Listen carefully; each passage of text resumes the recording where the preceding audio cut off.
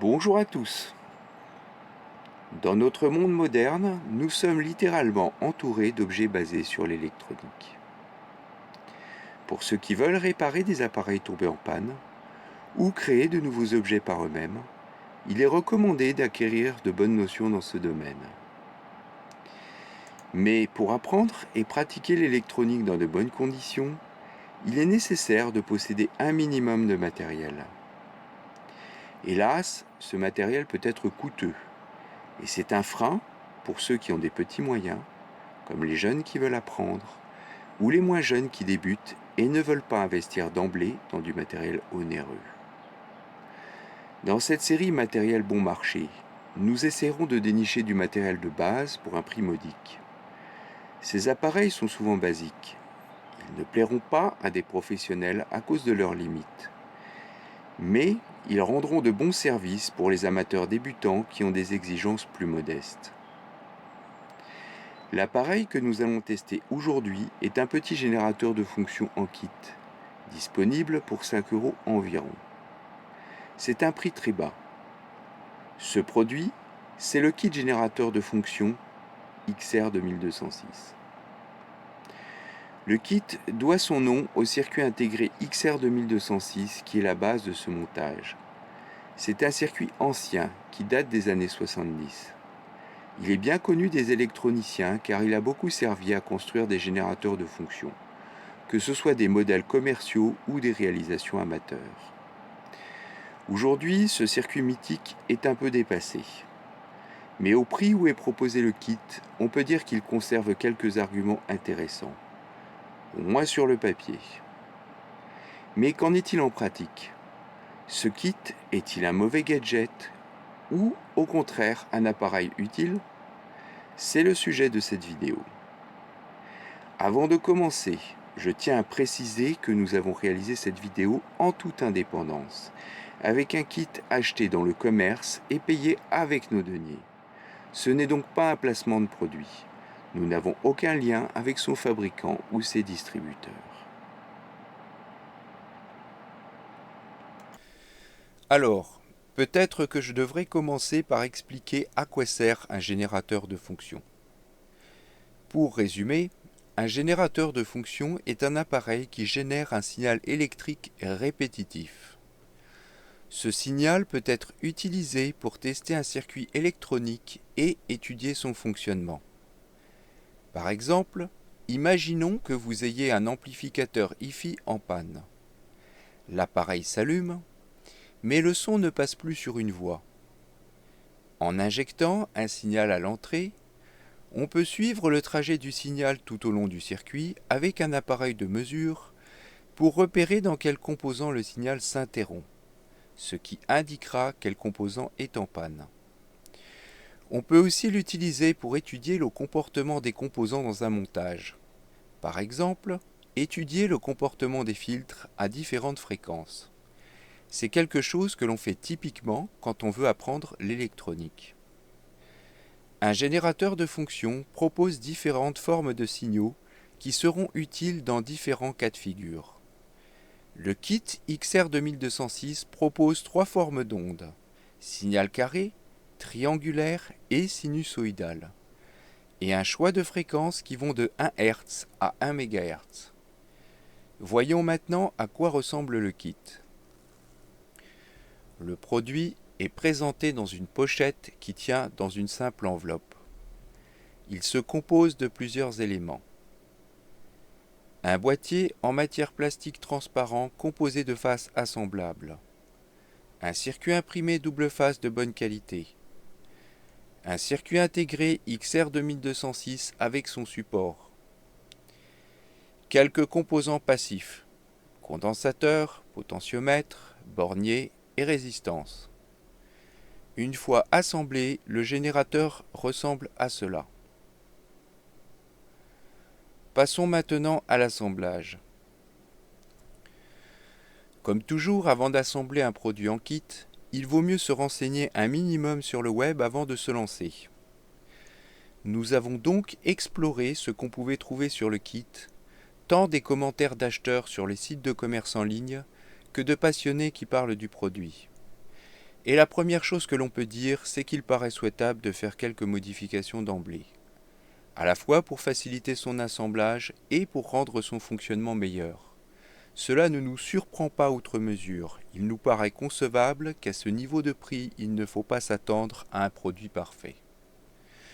Selon certains commentaires, les valeurs des composants ne seraient pas optimaux. Alors pour le vérifier et expérimenter, nous avons monté notre kit en utilisant des broches de support tulipe pour monter certains des composants passifs. Cela nous a permis de changer leurs valeurs facilement pour vérifier cette affirmation et voir si nous pouvions trouver de meilleures valeurs. On trouve ces supports en barrette de contact sécable. Il suffit d'extraire les broches avec une petite pince. Mais vous n'aurez pas forcément besoin de faire cette bidouille sur votre exemplaire à vous, car nous vous donnerons plus loin les valeurs que cette expérimentation nous a permis de trouver. Au niveau de l'assemblage proprement dit, c'est un kit relativement simple. Néanmoins, nous avons remarqué deux problèmes qui reviennent souvent dans les commentaires sur le web. Le premier, c'est que le boîtier du kit est un peu étriqué. Les deux condensateurs électrolytiques les plus hauts ont du mal à passer. Nous avons donc préféré installer ces condensateurs horizontalement, ce qui ne présente pas d'inconvénient. D'ailleurs, nous avons remarqué que sur certaines images montrant le produit sur le web, les condensateurs sont bien installés horizontalement, ce qui nous conforte dans l'idée que c'est la meilleure manière de les installer. D'autres commentaires soulignent des soucis d'ajustement entre les connecteurs et les découpes du boîtier. Le problème, c'est que la notice est très succincte et ne donne aucune indication sur la bonne façon d'assembler le circuit dans le boîtier à l'aide de la visserie fournie. Après avoir joué aux devinettes, nous sommes arrivés à une solution. Nous pensons que c'est probablement la bonne, même si elle n'est pas très conventionnelle. Il faut utiliser les vis, non pas pour fixer le circuit au boîtier, mais pour tenir les écrous en dessous de la carte. Ces écrous vont jouer le rôle d'entretoise pour tenir le circuit au bon niveau. Le tout est posé dans le fond du boîtier et la connectique tombe alors à la bonne hauteur. Pour la suite de l'assemblage, tout s'est bien déroulé, même si nous avons procédé là encore à quelques petites modifications dans le but d'améliorer le produit. Un support de circuit intégré est livré avec le kit, ce qui est très appréciable pour ce prix-là. C'est un modèle double lyre, mais nous avons préféré le remplacer d'emblée par un modèle tulipe de qualité supérieure qui supporte mieux les insertions répétées. Mais cela ne changera vraisemblablement pas le comportement du montage. La soudure des composants sur les circuits imprimés ne pose pas de problème particulier. On commencera par les composants les plus bas, c'est-à-dire les petits condensateurs et les résistances, pour finir par ceux qui sont les plus hauts. Les connecteurs et les potentiomètres devront être assemblés à la fin. Faites attention lors de la soudure des potentiomètres. Ils doivent être soudés bien horizontaux pour que les boutons soient correctement alignés. Enfin, il est préférable de nettoyer les traces laissées par le flux de soudure. On peut le faire avec de l'alcool isopropylique, en prenant garde au fait que c'est un produit très inflammable, qu'il faut manipuler hors de toute source d'ignition et dans un endroit bien ventilé. Vous verrez plus loin que nous avons inversé deux pattes d'un potentiomètre afin qu'il agisse dans le bon sens. Nous avons aussi modifié les valeurs de plusieurs composants. Donc, suivez la vidéo jusqu'à la fin avant de monter le kit. Une fois le circuit assemblé, on peut procéder à sa mise en place dans le boîtier. Les plaques de plastique transparent sont livrées recouvertes d'un papier de protection en papier craft qu'il faudra enlever. Pour le montage, commencez par poser la plaque du fond, puis le circuit imprimé dessus et ensuite les 4 façades latérales dans le bon sens. La plaque du haut viendra recouvrir le montage. On terminera par les 4 longues vis qui viendront verrouiller le tout. Passons maintenant à l'alimentation. Pour fonctionner, le kit devra être alimenté. L'alimentation n'est pas fournie dans le kit, il faudra donc en prévoir une. Selon la notice, le produit peut accepter une alimentation entre 9 volts et 12 volts. La notice stipule qu'au-delà de 12 volts, les formes d'ondes en sortie peuvent devenir instables. Je me suis servi d'une alimentation de récupération d'un très vieux PC pour alimenter le kit. J'ai commencé par l'alimenter avec une tension de 12 volts, mais nous verrons plus loin qu'il y a d'autres possibilités. Branchons maintenant ce montage sur l'oscilloscope pour voir ce qu'il a dans le ventre. Nous allons tester d'abord le montage avec les composants fournis d'origine. Et comme nous allons le constater, le kit fonctionne tel que cela est annoncé. Néanmoins, je pense que le résultat est perfectible. L'appareil est assez simple dans son maniement. Une fois relié à son alimentation par le connecteur de gauche, l'appareil produit un signal disponible sur le bornier présent sur sa droite. Il offre plusieurs plages de fréquences que l'on peut choisir en utilisant un cavalier que l'on déplace sur des broches. Et un autre cavalier permettra de choisir entre les formes d'ondes triangulaires et sinusoïdales. En plus de la sortie signal et masse, un signal carré de même fréquence est disponible sur une sortie séparée. L'appareil est muni de 3 potentiomètres. Celui de gauche permet de changer l'amplitude du signal. Celui de droite permet de régler la fréquence de manière grossière. Et celui du milieu fait varier la fréquence de manière plus fine. Maintenant, place aux mesures avec l'oscilloscope. Testons d'abord le circuit en mode signal carré. Voilà ce que cela donne à 3 kHz. Ensuite à 10 kHz. À 50 kHz. À 100 kHz. À 200 kHz. À 500 kHz. À 1 MHz. Et à fond à 1,28 MHz. On voit qu'il peut même monter au-delà de ces spécifications. Le signal carré n'est pas parfait, mais on peut considérer qu'il est relativement correct jusqu'à 500 kHz. Au-delà, on voit une déformation sensible, mais cela peut néanmoins rester exploitable pour certains usages. On voit clairement que la sortie du circuit est à collecteur ouvert par la dissymétrie des temps de montée et de descente. Ensuite, le signal triangulaire à 3 kHz, à 10 kHz, à 100 kHz, à 200 kHz, à 500 kHz, à 1 MHz et à 1,28 MHz. Alors, c'est clairement le signal triangulaire qui souffre le plus de la montée en fréquence. Plus on monte, plus les sommets sont arrondis.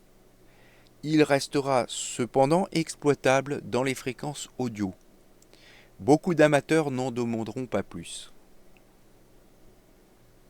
Passons maintenant au signal sinusoïdal. À 3 kHz. À 10 kHz. À 100 kHz. À 200 kHz. À 500 kHz. À 1 MHz. Et à 1,28 MHz. Alors visuellement, j'ai le sentiment que la sinusoïde n'est pas parfaite. C'est un peu trop triangulaire. Le signal devient plus rond avec l'augmentation de la fréquence, et son amplitude baisse. J'ai superposé l'image issue d'un oscilloscope avec celle d'une sinusoïde générée mathématiquement, et l'on voit qu'il y a bien une différence. Je vais faire un petit intermède pour parler de l'instrument de mesure. Il faut savoir que quand on mesure un signal carré, il faut que l'oscilloscope ait une limite en fréquence bien supérieure à celle du signal carré. Cela parce qu'un signal carré contient des harmoniques dont la fréquence est bien supérieure à sa fréquence de base. J'ai voulu m'assurer que l'instrument n'était pas lui-même source d'erreur, autrement dit qu'il est capable de restituer convenablement le signal de l'instrument mesuré. Pour cela, j'ai programmé un Arduino pour qu'il génère un signal carré à 1 MHz par le biais de ses sorties PWM. Nous voyons que le signal carré provenant de l'Arduino est correctement restitué par l'oscilloscope avec des fronts bien raides, ce qui montre que notre instrument est capable de discerner la bonne qualité d'un signal carré à cette fréquence. J'ai par ailleurs complété les mesures du kit par un test sur un autre oscilloscope numérique. Passons maintenant à l'appréciation d'usage en conditions pratiques. On pourrait penser que les réglages par cavalier seraient peu confortables par rapport à des vrais boutons que l'on peut trouver sur des générateurs de fonctions plus complets. Mais, à l'usage, cela se révèle tout à fait utilisable. Globalement, le générateur fait ce qu'on attend de lui. Mais il faut quand même souligner quelques défauts qui le rendent perfectible. D'origine, le bouton d'amplitude tourne dans le mauvais sens. Mais c'est un défaut relatif auquel on peut se faire. En revanche, l'amplitude minimale du signal est trop forte, de l'ordre de 0,5 volts en mode sinus et de 0,9 volts en mode triangle. Il faudrait donc pouvoir l'atténuer plus. Le réglage de la fréquence fonctionne bien, mais le potentiomètre de réglage fin n'est pas suffisamment fin par rapport à celui de réglage grossier. Cela n'est pas rédhibitoire, mais cela limite l'intérêt d'avoir mis deux potentiomètres. Comme nous l'avons vu sur l'oscilloscope, la qualité du signal n'est pas parfaite, mais restera exploitable. Cependant, nous verrons plus loin que le XR 2206 peut faire mieux. Au chapitre des défauts, notons que le signal de sortie n'est pas symétrique par rapport au potentiel 0. Et qu'en plus, un offset s'ajoute au signal en mode sinus et triangle. En réalité, le signal est référencé par rapport à un point milieu de la tension d'alimentation du montage. Quant au signal carré, il est exploitable, mais son amplitude est fixe et ne peut être changée par le potentiomètre de réglage de niveau. On atteint 10,4 volts, soit presque le potentiel de l'alimentation, ce qui sera trop élevé si l'on désire attaquer des circuits logiques à 5 volts ou 3,3 volts. La tension d'alimentation du montage semble limitée à 12 volts, alors que le datasheet du XR 2206 montre que le circuit peut monter jusqu'à 26 volts. On peut également dire qu'il manque une entrée pour la wobulation, c'est-à-dire un pilotage externe de la fréquence, ce qui est utile pour étudier les filtres. Le XR 2206 est capable de le gérer, mais peut-être que là nous demandons un peu trop pour un produit de ce prix.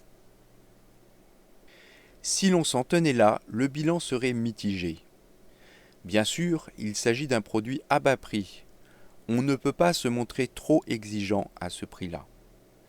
Mais le circuit XR 2206 qui est utilisé dans ce montage fait mieux dans d'autres appareils. Alors nous avons creusé la raison des imperfections de ce kit. Nous avons donc cherché sur le web et constaté que des utilisateurs l'ont amélioré. Sans s'étendre dans des détails trop complexes, il y a de multiples causes aux imperfections que nous avons pu relever. Certains problèmes viennent de l'absence d'alimentation symétrique. D'autres sont liés au choix de certains composants utilisés. D'autres problèmes sont imputables au fait que ce kit propose un schéma le plus simple possible, dans le but évident de limiter les coûts. D'autres encore viennent de la conception intrinsèque du XR 2206, qui est, pour rappel, un circuit très ancien. Mais, si on regarde le schéma d'un générateur de fonctions plus sophistiqué qui est basé sur le XR 2206, On peut voir qu'il y a plus de potentiomètres, ce qui permet de régler la symétrie et affiner la forme d'onde. Il y a une alimentation symétrique et bien souvent il y a un amplificateur opérationnel en sortie. Donc, la question à 100 balles est la suivante. Pouvons-nous améliorer ce montage ou contourner ses défauts les plus importants à peu de frais et en évitant de faire des modifications trop importantes ou difficiles à réaliser? Nous pensons que la réponse est oui. Nous avons trouvé que ce montage peut être rendu meilleur en changeant finalement quelques composants passifs qui ne coûtent presque rien et qui se trouvent facilement en récupération sur d'anciens appareils. Passons donc sans attendre aux solutions que nous vous proposons. Amélioration numéro 1. Nous avons cherché à améliorer la forme d'onde du signal sinusoïdal. Le fabricant du circuit explique dans sa documentation que pour atteindre un minimum de distorsion, l'idéal est de monter un potentiomètre pour ajuster la forme d'onde. Si on souhaite utiliser une résistance fixe à la place, le fabricant recommande d'utiliser une résistance de 200 ohms. Sur le kit, nous trouvons une résistance R4 de 330 ohms, ce qui ne correspond pas aux recommandations du fabricant du XR2206. Malheureusement, il n'est pas facile de placer un potentiomètre supplémentaire dans ce kit, sans compter le prix. Nous avons donc mis à la place de la résistance R4 une résistance de valeur fixe de 217 ohms que nous avions. Et cela améliore la forme d'onde qui se rapproche maintenant d'une vraie sinusoïde, ce qui règle l'un des gros défauts du kit. Voilà ce qu'on obtient maintenant en superposant au tracé de l'oscilloscope une sinusoïde générée mathématiquement. C'est beaucoup mieux. Passons maintenant à l'amélioration numéro 2. L'amplitude du signal de sortie. Par défaut, la valeur minimale de l'amplitude de sortie était de 0,5 volts en mode sinus et de 0,9 volts en mode triangle. La documentation nous indique que l'amplitude de sortie est inversement proportionnelle à la résistance qui arrive sur la broche 3 du circuit. Donc, nous avons diminué les résistances R3 et R5, sachant qu'on ne peut pas les diminuer trop, du fait que cela augmente le courant passant par ce pont diviseur, ce qui augmente la consommation du montage. Les résistances peuvent également chauffer. Dans nos tests, nous sommes descendus jusqu'à une valeur très basse de 460 ohms. Mais des résistances de 1 kΩ sont plus courantes et permettent néanmoins de descendre à 80 mV en mode sinus. C'est certainement un bon compromis. Une solution, si on veut descendre plus, c'est de placer un potentiomètre monté en pont diviseur à la sortie du montage. Maintenant, passons à l'amélioration numéro 3. Nous avons vu plus haut que le signal n'était pas centré par rapport à la masse du circuit. En fait, il est centré par rapport à un point correspondant à la moitié du signal d'alimentation qui est déterminé par les résistances R3 et R5. Ce fonctionnement est normal en l'absence d'alimentation symétrique. Certains diront qu'il suffit d'ajouter un condensateur en sortie pour couper la composante continue. Cela n'est pas faux, mais il ne faut pas oublier qu'il faut le temps que le condensateur se charge. On peut donc se retrouver avec un pic de tension assez élevé en sortie à l'allumage du circuit. Voilà ce que ça donne au démarrage. Ce n'est pas forcément un problème si les circuits que vous attaquez sont en mesure de supporter ce pic. Nous avons donc cherché à changer la façon dont est alimenté le circuit en utilisant une alimentation symétrique. Au lieu de l'alimenter en plus 12 volts, nous avons utilisé les moins 5 volts et plus 5 volts d'une vieille alimentation de PC, ce qui fait 10 volts de différentiel. Nous sommes donc dans la plage d'alimentation recommandée. Le plus 5 volts sera branché sur le positif et le moins 5 volts à la place du négatif. On peut compléter cela avec un petit condensateur externe de 100 nanofarad placé en série avec la sortie qui rendra le signal encore plus symétrique. Par contre, dans ce mode d'alimentation, il faudra faire attention à un gros piège. La sortie GND du montage n'étant plus à la masse, mais au potentiel -5 volts, il ne faudra surtout pas utiliser cette sortie pour relier la masse de l'oscilloscope ou le 0 volt d'un autre appareil, sous peine de provoquer un court-circuit si vos appareils ont leur masse reliée à la Terre. Utilisez à la place la masse de l'alimentation. Nous vous recommandons de placer un petit condensateur de 100 nanofarad entre la masse d'alimentation et la sortie GND du kit pour éviter les parasites. Amélioration numéro 4. Le potentiomètre d'amplitude tourne dans le mauvais sens. Nous avons inversé le fonctionnement du potentiomètre de gauche qui règle l'amplitude du signal. Pour cela, nous avons soulevé 2 broches et soudé des fils pour relier les connexions de manière inversée, ce qui inverse le sens de fonctionnement du potentiomètre. C'est une modification très facultative, mais cela améliore le confort d'utilisation. Amélioration numéro 5. L'amplitude du signal carré. Ce n'est pas un problème facile à régler sans ajouter de composants externes. Mais on peut tirer parti du fait que la sortie du circuit est à collecteur ouvert. Si on monte la résistance R1 sur des supports, on peut alors l'enlever facilement. Il suffira alors de placer une résistance pull-up de 1 kΩ entre la sortie du kit et la tension d'alimentation du circuit qui recevra le signal.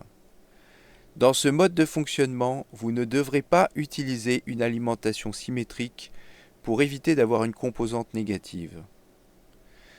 Par rapport à la tension d'alimentation du montage, il faudra éviter de dépasser 12 volts, car il faut noter que le kit dysfonctionne au-delà de 12 volts, ce qui est étonnant car la documentation du XR 2206 mentionne que ce dernier peut fonctionner jusqu'à 26 volts. Certains ont d'ailleurs remplacé le XR 2206 du kit par un XR 2206 d'une autre origine, ce qui réglait ce problème. Cela pose la question de l'origine du circuit fourni avec ce kit. Mais on ne peut pas pour autant en tirer de conclusion car cela peut s'expliquer de différentes façons. Du reste, le circuit fonctionne et après tout, à ce prix-là, nous n'en demanderons pas plus. Passons maintenant au test après modification. Nous pouvons constater que le signal sinusoïdal est maintenant bien sinusoïdal. Dans ce mode, l'appareil parvient à délivrer un signal de meilleure qualité sur l'ensemble de sa plage. L'amplitude de sortie peut maintenant descendre beaucoup plus bas qu'auparavant. L'alimentation symétrique et le condensateur de sortie permettent maintenant d'obtenir un signal symétrique par rapport au potentiel 0 V. Maintenant, un petit mot sur la durabilité du produit. Dans le cadre de nos tests, nous allons parler de la durabilité des produits en nous basant sur leur construction. Le kit est composé en grande partie de composants courants et solides qui sont faciles à démonter et à remplacer. La visserie est totalement standard, le démontage est aisé, il n'y a pas de clips en plastique. Le schéma complet du montage est fourni avec les valeurs des composants, ce qui est un vrai plus par rapport à des appareils que l'on achète tout fait. Si l'on s'arrêtait ici, le bilan durabilité serait excellent. Mais le montage est basé sur un circuit très particulier qui ne peut pas être remplacé par d'autres références. Et surtout, ce circuit n'est officiellement plus produit depuis près de 10 ans par son unique fabricant, ce qui augure d'une disponibilité future incertaine. Il est impossible d'évaluer le temps que dureront les stocks existants. Pour enfoncer le clou, avec ce kit, on utilise la sortie directe du circuit, qui n'est de fait pas du tout protégée par un ampli hub de sortie contre les erreurs de manipulation.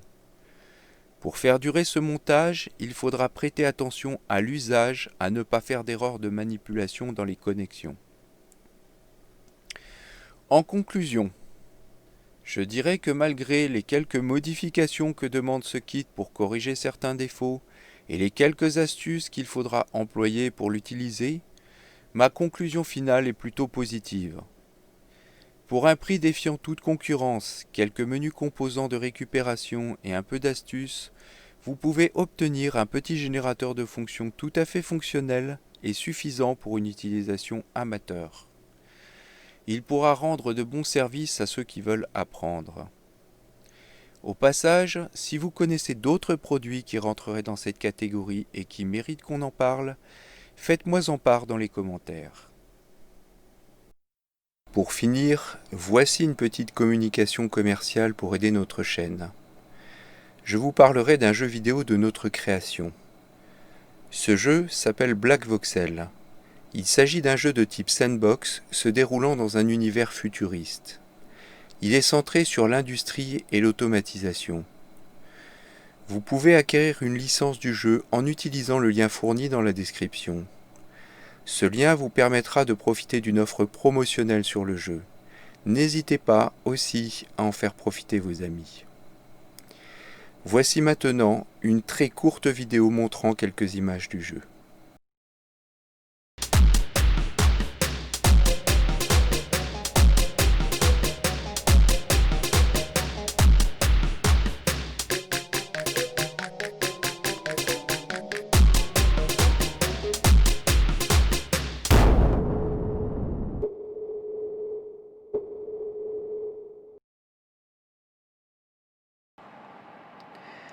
Cette vidéo touche maintenant à sa fin.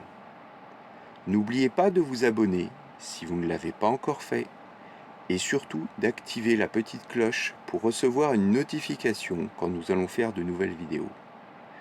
Ceci est important car je compte bien vous surprendre avec des sujets aussi diversifiés que passionnants autour du DIY. Bonne journée à tous et à très bientôt pour de nouvelles vidéos.